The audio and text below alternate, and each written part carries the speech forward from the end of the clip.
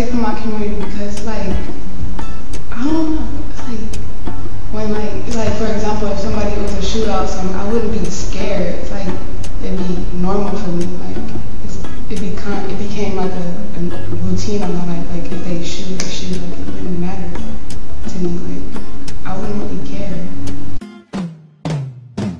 Yeah, I feel safe. For the most part, because I stay out of things that would keep me in danger. I think the only reason why I do feel safe in that community is because I was born and raised there, so it's home, so I know it. Folks know me, know my family. My family has a long history there.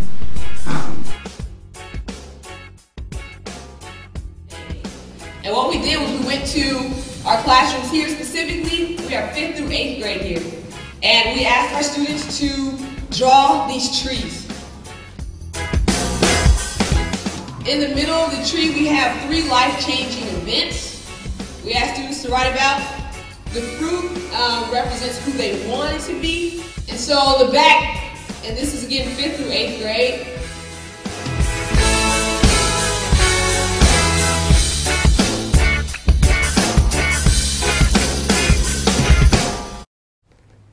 of African-American homicide rates, 93% of that, go ahead,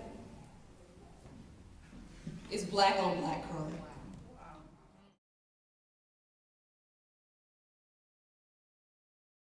Moving fast, hold on tight. Once upon a time there was a 13-year-old girl. At the age of 7, guns and night became a world. She was raised in the ghetto, every day she had a fight.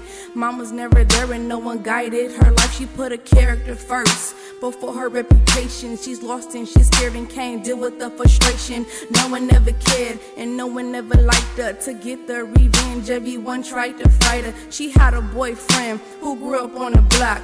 People never liked him until he got shot.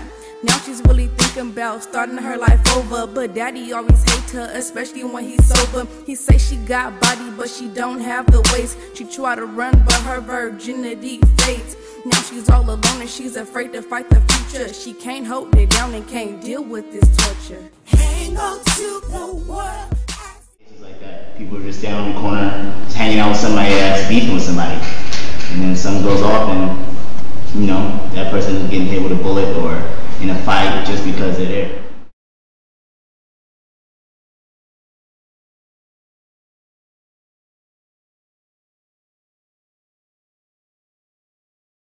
Dozens of San Francisco students came together today to call for peace.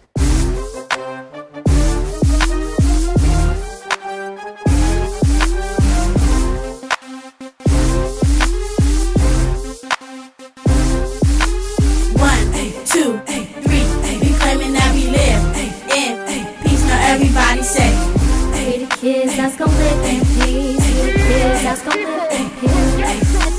1, 2, 3, we claiming that we live.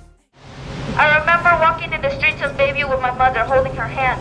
To my right there was a man walking towards our direction. He passed us but not silently. He called us beaners. He said it was so much hatred that I still remember the hatred today. Now I want to be able to walk all the streets of this nation without having the fear of people disgracing my roots. How do you feel if you know that at any second your family can be taken away from you?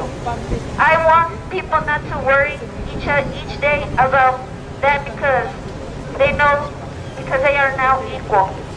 This won't be the last time this nation hears from me. Mi trabajo no se acaba. My work is still not over. And I'm proud of me, who I am and where I come from. Thank you.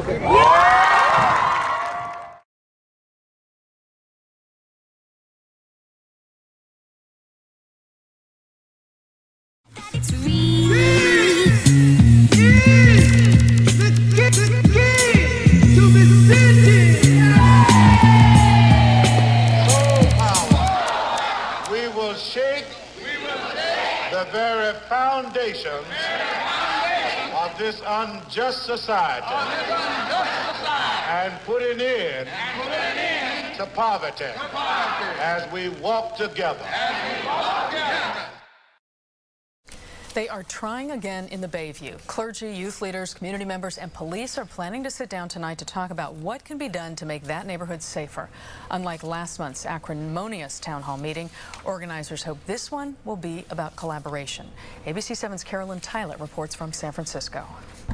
There's a new movement in San Francisco's Bayview neighborhood, and it's being led by young people like these. We're going to run through a quick scenario. They're members of the San Francisco Organizing Project, a faith-based group that's been in the city for 25 years. This latest mission, run by a new generation, is to bring peace and safety to the Bayview. Honestly, I'm involved because I'm tired of seeing brothers my age dying. At the heart of their plan to try to reduce violence and crime here in the Bayview is what's called a ceasefire strategy. According to Police Chief Greg Sir, it begins by using data to identify the troublemakers and then intervening. You sort of tell them, hey, look, here's some positive choices for you.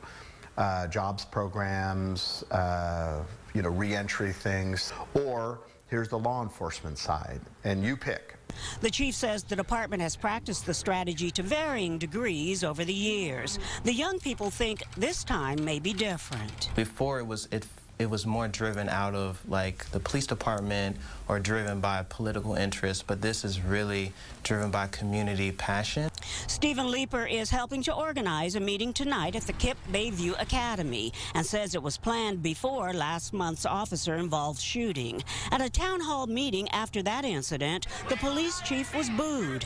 He'll attend tonight, and the atmosphere is expected to be one of collaboration, not antagonism.